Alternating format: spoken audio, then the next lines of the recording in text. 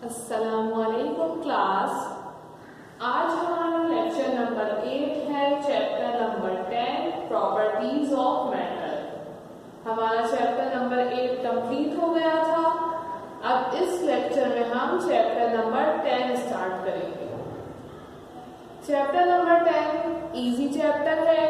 आप previous classes में भी मैटर्स और स्टेट्स ऑफ मैटर के बारे में बहुत कुछ पढ़ चुके हैं। अच्छा क्लास, रिकॉल कीजिए व्हाट इज मैटर। आप सबको मैटर की डेफिनेशन यकीनन याद होगी। Matter can be defined as anything that has mass and that occupies space. हर वो ऑब्जेक्ट जो कि मास रखता है और स्पेस ऑक्युपाई करता है, वो आपके पास मैटर है। देखिए क्लास, ये दोनों प्रॉपर्टीज यानी मास और ऑक्युपाइज स्पेस, ये दोनों मैटर की फंडामेंटल प्रॉपर्टीज हैं। जो ऑब्जेक्ट ये दोनों प्रॉपर्टीज होल्ड करेगा वो ही मैटर होगा। अगर इन दोनों में से कोई एक भी प्रॉपर्टी मिसिंग होगी तो फिर हम उस सब्सटेंस को मैटर की कैटेगरी में नहीं लेंगे। सेकंड कैटेगरी हमने स्टार्टिंग में ही डिस्कस की थी, एनर्जी की होती है। यानी फिजिक्स में आप मैटर को डिस्कस करते हैं और एनर्जी को डिस्कस करते हैं। तो मैटर के पास तो मास और स्पेस दोनों मौजूद है, लेकिन एनर्जी के पास ये दोनों प्रॉपर्टीज प्रेजेंट नहीं होती। इसी तरह क्लास, आपने स्टेट्स ऑफ मैटर भी प्रीवियस क्लास में डिस्कस की हुई है। आप जानते हैं कि मैटर की 3 स्टेट्स होती हैं, सॉलिड, लिक्विड और गैस। देखिए फिगर मौजूद है आपके पास और ये फिगर भी आप यकीनन प्रीवियस क्लासेस में देख चुके हैं। देखिए, सॉलिड का शेप फिक्स होता है और उसका वॉल्यूम भी फिक्स होता है। सॉलिड्स के एटम्स या मॉलिक्यूल्स क्लोजली पैक होते हैं और ये मॉलिक्यूल्स मूव नहीं करते। प्रीवियस क्लासेस में आपने पढ़ा होगा कि सॉलिड के एटम्स या मॉलिक्यूल्स में बिल्कुल भी मूवमेंट नहीं होती, लेकिन क्लास ऐसा नहीं है। सॉलिड के एटम्स में मूवमेंट होती है, लेकिन इनमें सिर्फ और सिर्फ वाइब्रेटरी मोशन होता है। देखिए जो डबल एरो ड्रॉ हुआ है, ये इस एटम के वाइब्रेटरी मोशन को शो कर रहा है। इसमें ना ही ट्रांसलेटरी मोशन होगा और ना ही किसी और टाइप का मोशन होगा। यानी ऐसा नहीं होगा कि ये एटम मूव करके इसकी जगह चला जाए और ये वाला उसकी जगह चला जाए।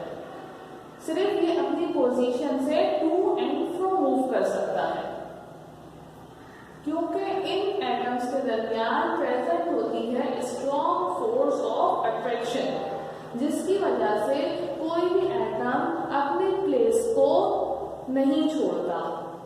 देखिए, distance between atoms is fixed and they possess only vibration. इनके दरमियान डिस्टेंस हमेशा फिक्स रहेगा। ये अपनी जगह टू एंड फ्रो मूव करेगा, ये अपने प्लेस पे टू एंड फ्रो मूव करेगा, लेकिन इनके दरमियान का डिस्टेंस चेंज नहीं होगा। इसी तरह आपके पास क्लास सेकंड स्टेट लिक्विड है। लिक्विड का कोई फिक्स स्टेट नहीं होता, लेकिन इसका वॉल्यूम फिक्स होता है। लिक्विड के मॉलिक्यूल्स के दरमियान फोर्स ऑफ अट्रैक्शन वीक होती है और ये अपनी प्लेस को लीव करके मूव कर सकते हैं। यानी कि लिक्विड का मॉलिक्यूल मूव करके अपवर्ड भी चला जाता है और डाउनवर्ड भी चला जाता है। इनमें रैंडम मोशन हो रहा होता है। लिक्विड्स इनकम्प्रेसिबल होते हैं। इनकम्प्रेसिबल का मतलब, देखिए अगर आपके पास ये वेसल है और इसमें लिक्विड प्रेजेंट है, अगर आप इससे स्मॉलर वेसल में इस लिक्विड को प्लेस करना चाहेंगे तो ये लिक्विड उसमें नहीं आएगा, बल्कि ये ओवरफ्लो हो जाएगा। जस्ट सपोज ये आपके पास एक ग्लास है और आपने इससे छोटा ग्लास लिया और इस लिक्विड को छोटे ग्लास में डाल दिया, तो छोटे ग्लास में ये पूरा नहीं आएगा, बल्कि उससे ओवरफ्लो हो जाएगा। यानी कि लिक्विड का वॉल्यूम कम नहीं होता, लिक्विड का वॉल्यूम फिक्स होता है, इनका वॉल्यूम कम नहीं होता। अगर इनसे कंपेयर किया जाए गैसेस को, अगर गैस आपके पास एक लार्ज सिलेंडर में प्रेजेंट है, उसी गैस को अगर आप स्मॉलर सिलेंडर में शिफ्ट करना चाहेंगे तो आप ये काम कर सकते हैं, क्योंकि गैसेस का वॉल्यूम वेरी होता है और वो स्मॉलर वॉल्यूम में भी कन्फाइंड हो सकती है। यानी गैसेस आपके पास कंप्रेसिबल होती हैं और लिक्विड आपके पास इनकम्प्रेसिबल होते हैं। लिक्विड मेंटेन लेवल, देखिए तमाम लिक्विड में ये प्रॉपर्टी भी होती है कि जब भी आप इन्हें किसी कंटेनर में पोर करते हैं तो ये उसमें अपना हॉरिजॉन्टल लेवल मेंटेन कर लेते हैं। जैसे यहाँ आपको नजर आ रहा है कि जो भी लिक्विड है इसने बिल्कुल स्ट्रेट लेवल मेंटेन किया हुआ है। इसी को अगर आप दूसरे वेसल में डालेंगे तो ये वेसल का शेप नहीं लेगा, बल्कि इसका लेवल स्ट्रेट हॉरिजॉन्टल ही रहेगा।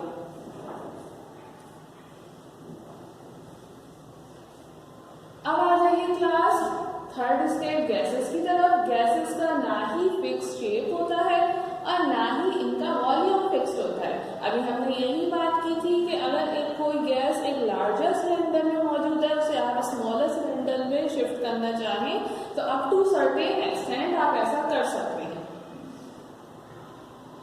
गैसेस के मॉलिक्यूल्स में फोर्स ऑफ अट्रैक्शन बहुत कम होती है, यानी कि नेग्लिजिबल, बिल्कुल ना होने के बराबर। गैसेस के मॉलिक्यूल इसी वजह से दूर दूर होते हैं और ये भी रैंडम मोशन परफॉर्म कर रहे होते हैं।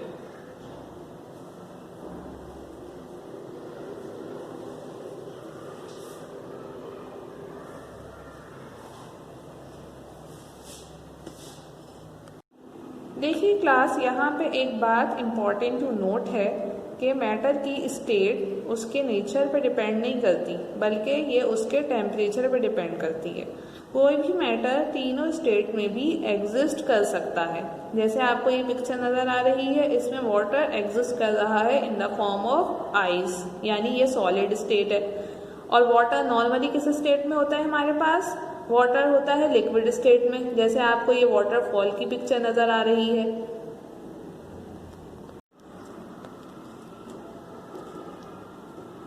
और इसी तरह इस पिक्चर में आपको वाटर नज़र आ रहा है in the form of vapours, और आप कह सकते हैं इसे स्टीम, यानी कि ये गैसियस स्टेट ऑफ वाटर है। अब आप जानते हैं कि वाटर तीनों स्टेट में एग्जिस्ट करता है और तीनों स्टेट का टेम्परेचर डिफरेंट होता है। यानी अगर आप वाटर को रूम टेम्परेचर पे लेंगे तो वो लिक्विड होगा, और अगर आप उसका टेम्परेचर डिक्रीज करेंगे 0 तक, जैसे आजकल सर्दियाँ हो रही हैं और हमारे नॉर्दर्न रीजन्स का टेम्परेचर 0 या फिर उससे भी लेस जा रहा है, तो वहाँ पे वाटर एग्जिस्ट कर रहा है in the form of ice. और इसी तरह जब आप वाटर को बॉईल करते हैं 100 डिग्री पर, तो वाटर कन्वर्ट हो जाता है स्टीम में, यानी कि अपनी गैसियस स्टेट में। यानी मैटर की स्टेट उसके टेम्परेचर पे डिपेंड करती है।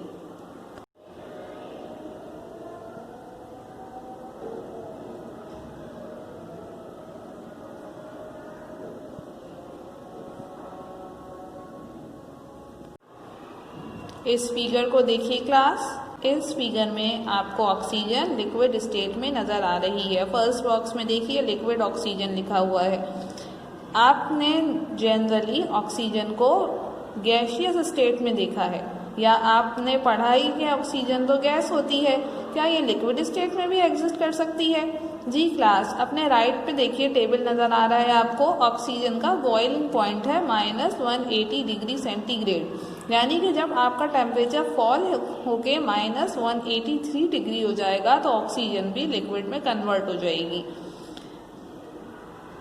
लिक्विड ऑक्सीजन हमें स्टोरेज पर्पस के लिए रिक्वायर्ड होती है।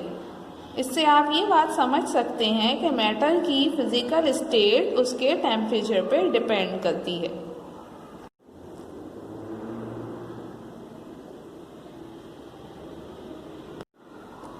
अब देखिए क्लास, इस पिक्चर में आपको क्या नज़र आ रहा है? आप पहचान रहे हैं कि ये आसमानी बिजली की पिक्चर है, यानी कि थंडर लाइटनिंग की। थंडर लाइटनिंग आपके ख्याल से ये कौन सा स्टेट ऑफ मैटर है? ये सॉलिड भी नहीं है और लिक्विड भी नहीं है, और ये गैसेस की तरह भी नहीं है इवन। ये class 4th state of matter है, जिसे हम प्लाज्मा कहते हैं। देखिए ये बहुत कॉमनली अकरिंग स्टेट नहीं है, बाज़ मैटर ही इस स्टेट में एग्जिस्ट करते हैं। इस स्टेट में मैटर इलेक्ट्रोमैग्नेटिक वेव्स के फॉर्म में एग्जिस्ट कर रहा होता है, यानी कि इसमें चार्जेस की सेपरेशन हो जाती है, यानी आयोनाइजेशन हो जाती है, और इसमें पॉजिटिव और नेगेटिव चार्जेस सेपरेट हो जाते हैं और इसका बिहेवियर इलेक्ट्रोमैग्नेटिक वेव्स की तरह हो जाता है। इस फॉर्म को हम फोर्थ स्टेट ऑफ मैटर यानी प्लाज्मा स्टेट कहते हैं। थंडर लाइटनिंग इसकी बेस्ट एग्जाम्पल है।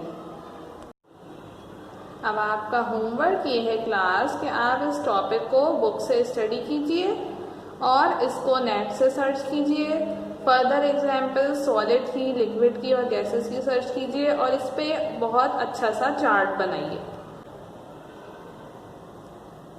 चार्ट में आप इसके एग्जाम्पल की पिक्चर्स लगाइए और जो पॉइंट्स आपने अंडरस्टैंड किए हैं बुक से या फिर आपने नेट से सर्च किए हैं वो भी मेंशन कीजिए। Thank you class.